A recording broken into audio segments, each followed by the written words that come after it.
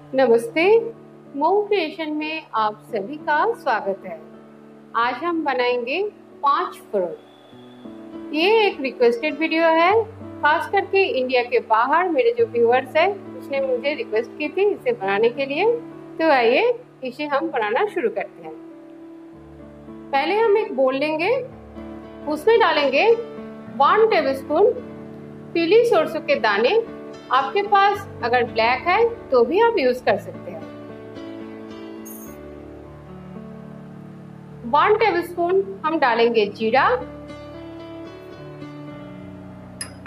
1 tablespoon कलौंजी, 1 tablespoon मेथी दाना, 2 tablespoon सौंफ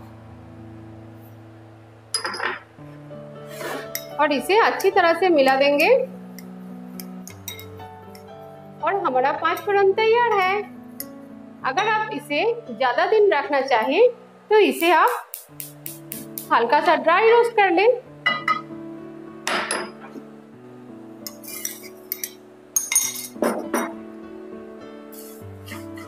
ये ज्यादा दिन तक रहेगा, साल भर आपको ये मसाला चल जाएगा।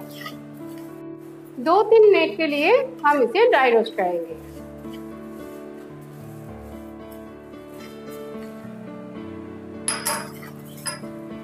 बस हो गया है। इसे इस बोल में निकल लेंगे और इसे हम ठंडा करके इसे हम एक एयरटाइट कंटेनर में स्टोर कर लेंगे।